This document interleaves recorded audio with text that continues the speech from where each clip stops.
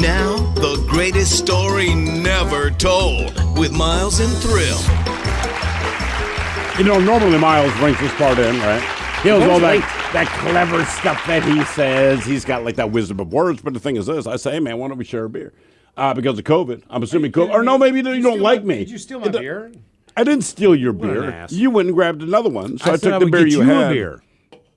Oh, well then, hang on. Oh, what a... No, I didn't even sip out of By that. the way, welcome to episode number 36 of The Greatest Story Never Told. It's so smooth that I'm going to bring the show in. All right, how you doing? I'm giving you we got a 40-minute free ride.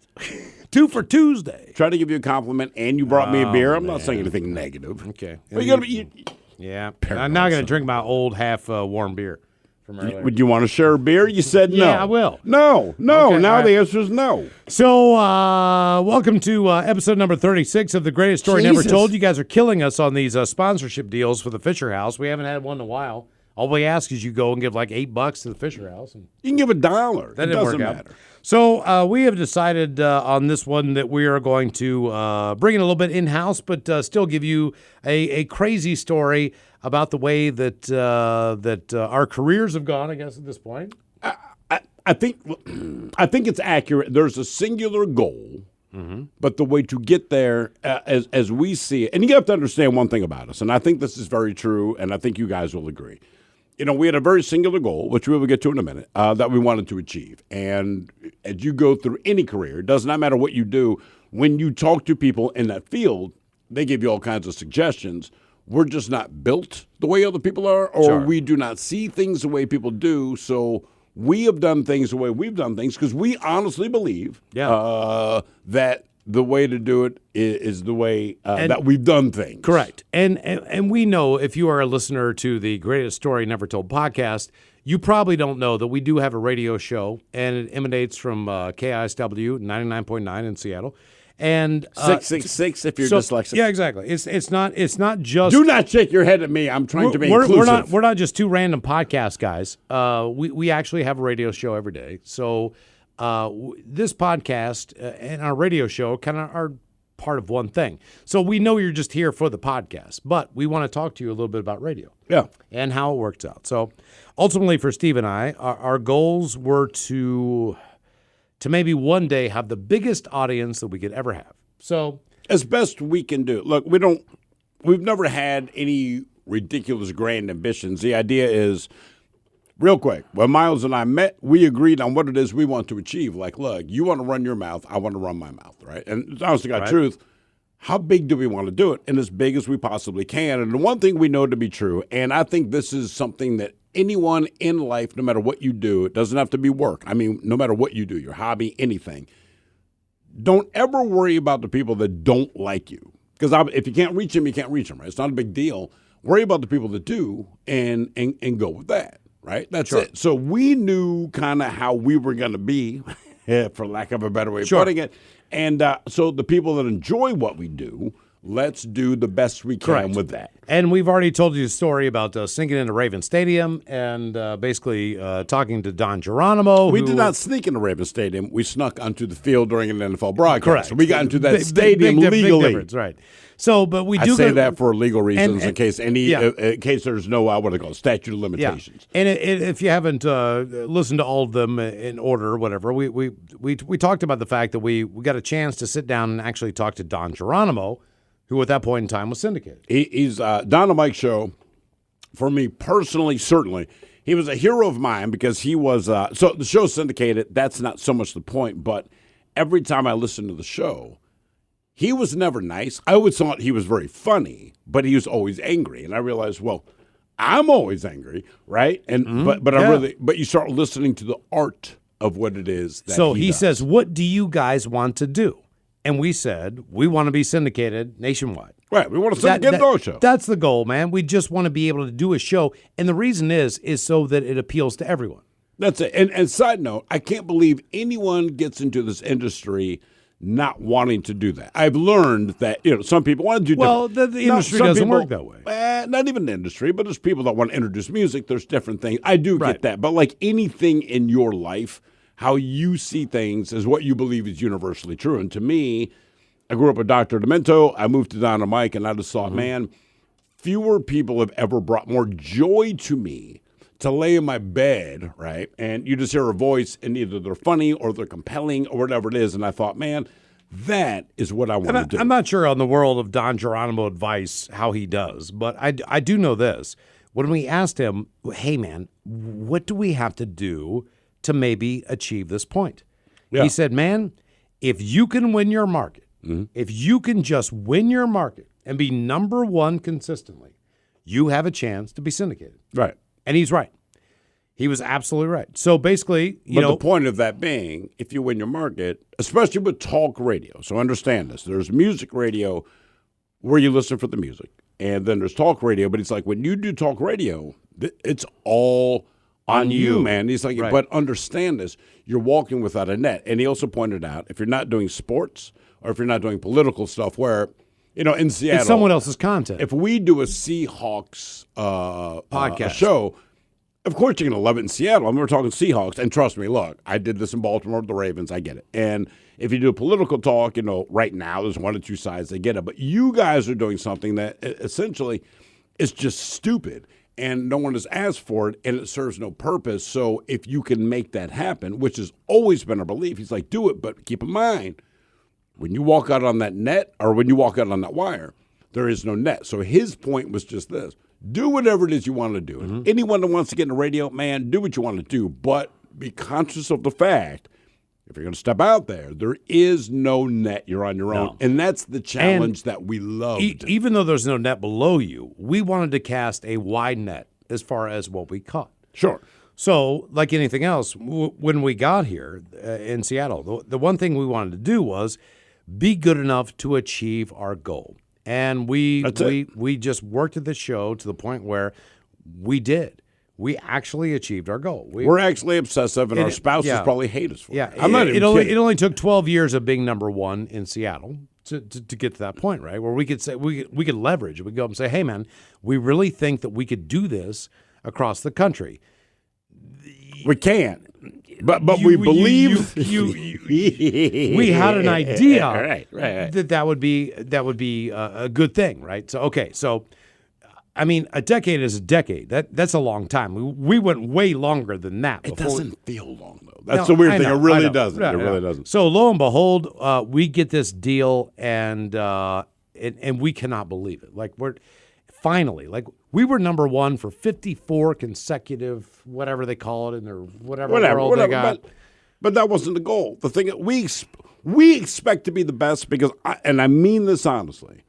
When we wake up in the morning to prepare for this show, we woke up in the morning to prepare. The first thing I do after hugging my kids is we prepare for the show. We don't care about anything more than we care about the show because there's so much joy, not just for listeners, we hope, but certainly for us, man. This is what we do. This is our passion. This is what we're built to do. And, a lot of people go, man, I want to find the reason I'm alive. Which is a reasonable thing to do if you're a person. For us, there is no question, man. We're supposed to work together, and we're supposed to do this. And to us, there is nothing else. Right. This is the only thing that matters to us. True. And we'll give you a brief beginning of this. We're not going to tell you the full thing. We'll probably save that for a later episode because in radio, you need to do a good tease. And you need to make sure you're there for the next episode. That's you. You are so we're going to complete that. No, I'm Batman. I'm giving you a tease. I'm Batman. We're doing this. I just want the movie, man. Honestly, we don't have enough time to get into all of this. That's true. But so, lo and behold, we end up getting a deal with Westwood One. Which, by the way, that was Howard Stern, Dynamite. So for us, this is a big deal. It's not about getting syndicated, man. It's Westwood One. And it's not something that we did personally. So we got to the point where we could get to that point based on what we had done and a reasonable expectation of asking. But the person who did that and kind of put that through supported us, was there. This has nothing to do with any of that. We just got to that point, right, where we actually were even number they one thought. for 10. Even they thought, and this is the person, they've always had our best interests, and they have helped us in many, many ways. And they even said, you know what, man, you guys have been asking about this for years, and as basically your coach, so to speak, I've been, you know what, here's your shot. And we were just high fives. Because this is going to the Super Bowl. This is not going to Yeah. the Super Bowl and winning it at first and then going to the Super Bowl and not running the ball. So we've never had that first Is chance. that a Pete Carroll insult? No, it's a. You are so passive aggressive. No, what I'm saying is, what I'm saying is, no. they'd already won a Super Bowl, right? Seahawks already won a Super Bowl. So, But you want to win 2. Well, we hadn't won one. Oh, You know what I mean? yes, it's- So we didn't blow the call. We passed in the first one, But yeah. our story is of the second Super Bowl. Sure. So the way you're related is that, you shouldn't have thrown the ball. Okay. Well, that's basically kind of an encapsulation what happened to us, but we hadn't won one before, so it just kind of ended. But we will tell you kind of a little bit about, if you care. And by the way, the reason we're bringing this up, a lot of people have been asking us about it since we announced that syndication stopped. So everyone keeps saying, why did it stop? Why did it stop? We can't explain it on the air. I can't respond to your text. I mean, it's more than that. But understand, like I said, the day I got hired in radio, I remember October 15th, 1999. It mattered to me because this was such a big deal to me. Sure. And I remember the guy that hired me, a guy named Steve Barrett. He turned around in the chair, and they have stock questions that they ask you, but he had said, what do you picture yourself doing 5 years from now? And I said, man, I picture myself doing a syndicated radio show. And I always remember he said, that's a lofty goal. And I looked at him and said, the point of a goal is to be lofty. Sure. Everything else is a chore. That said, a couple of years go by, and I'm doing talk radio. I'm lucky enough to be doing sports radio, which is talk. Meet Ted along the way, all this stuff. And I remember saying to Ted, hey, man, I have bigger ambitions. Do you want to ride along? Ted's like, hell yeah. I've been with Ted ever since, right? It's been 19, 20 years we've been working together. We had a boss who said, I want you to meet somebody. That's what he said. I think you'll like him. Right. I don't like anybody, but he said, I think you'll like him. He introduces me to Miles. And I remember this conversation. I meet Miles at a bar. Imagine that. We've already Miles covered this in the podcast, by the way. Miles walked in, just said, hey, well, I don't care. I don't care. So Miles walks in, and me being me, because I'm always abrasive and angry and all that, and just said, hey, man, whatever we do, as I drink like a fish, smoke weed like a champ, if that's a problem, then we have a problem. Miles, hey, you smoke weed? I'm like, well, yeah, that's why I said it. Me being me. You got any weed on you? Well, no. I mean, I do at home. Where do you live? So we're like 3 miles away. Let's go. Let's go. Let's get out of here. Check.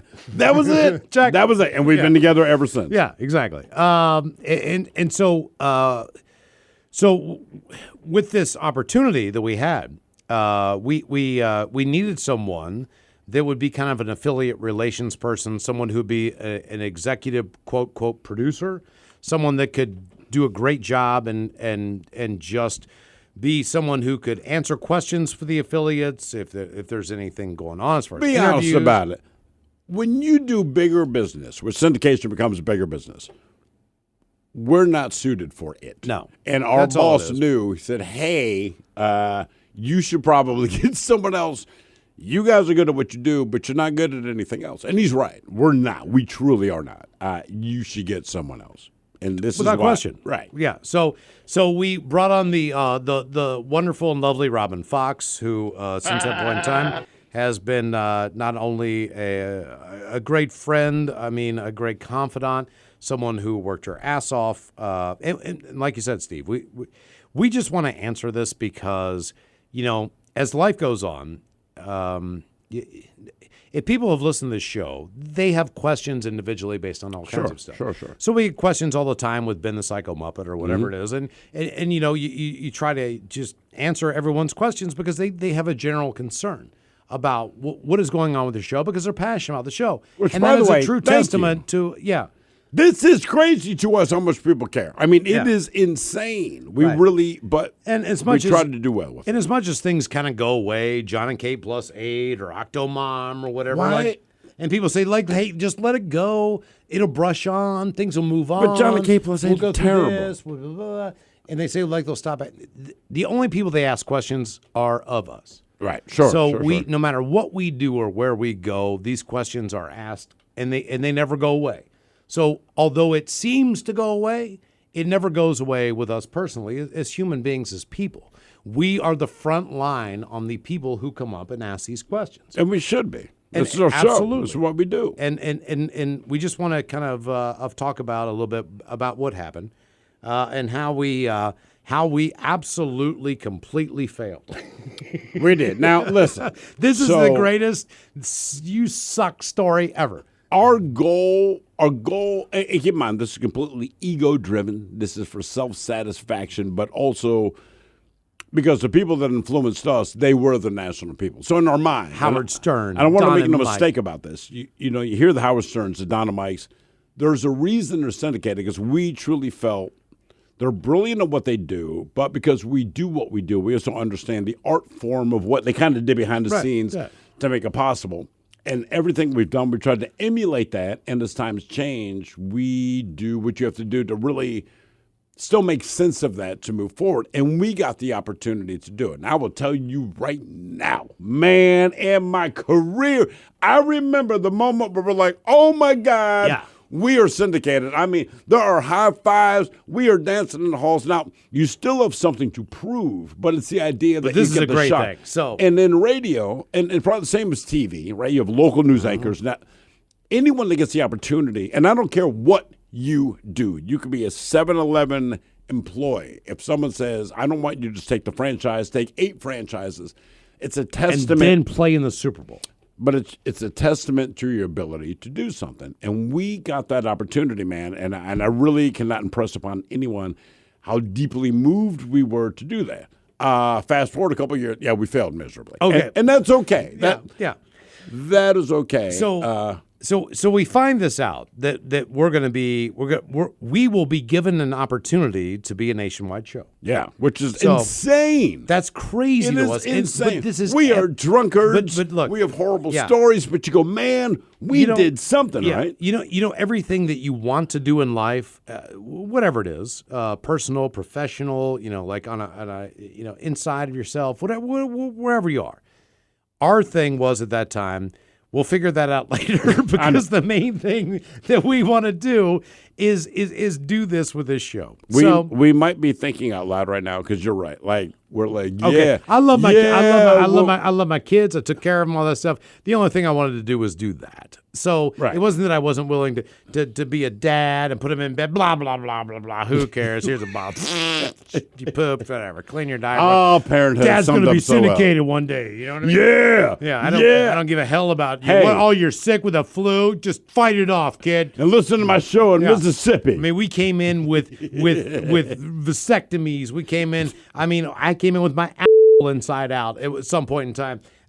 We showed up every single day to make sure there was not. We have not taken a sick day since we've been here for almost 17, 16 years. We have never vacation, taken but not a sick day. No one's ever called out and BS their way out because this job means that much. So we get to meet with basically the head of this industry. All right. The guy. Oh my goodness, he's the guy. We are so good. Oh my God, we're gonna go Look get sushi. at this. And we get hooked that's up. right. And our boss knows the restaurant scene very well here in Seattle, and he is going to sit us down, and we're going to meet with this guy. And this is all that we have ever wanted in the entire. This is the end goal. This is the finish line of this race. That's it. We just want to get to this point. Hell we are sitting down. Preach. We're eating crappy sushi that is really good. It really was not actually but it was that good. Just so exotic that I don't think that I could. But the dude we're talking to is wearing the Japanese a suit. couple next to us is losing their minds because they actually know sushi, and this is really good. We don't know because, I'll take the California roll. I want cream cheese. Where's the cream? Where's the drizzle on top? We don't know. But we sit down with this guy, and he could not be better. He could not be a better human being. And keep in mind, I want to understand something, though. He's in charge of this thing, but he has been for 20 years. He is a fan of the show. Right. He loves our show. So when we meet this guy, we're trying to be professionally cool. This guy is like, F all that. He's excited to meet us, which we can't believe, but we're still cool. Yes. And all we can think is nudging each other man, we got this. Like hopefully, the head of this. How could we F this up? Come on. How could we F this up? And the one thing, and this is a guy that worked with Don Geronimo and signed those guys and signed all these other guys. And he's sitting there and he says, guys, I just want to let you know, I have never in my career This is true. signed a higher rated show and a better show in my mind personally than you guys. And we're like, man. And we're like, wow, that's awesome. And we're all on the same page, and we're going to launch this thing. Yes! Everything's going to go great. Yes! We have the man behind us. Woo! We have a boss behind us. We are fired up. We've got a system figured out. We're already in the works. We got this. We got this. We should wait because we ran it. Tune in for episode number 37. You've been listening to The Greatest Story Never Told with Miles and Thrill on radio.com. Oh, man! A Double Flush production.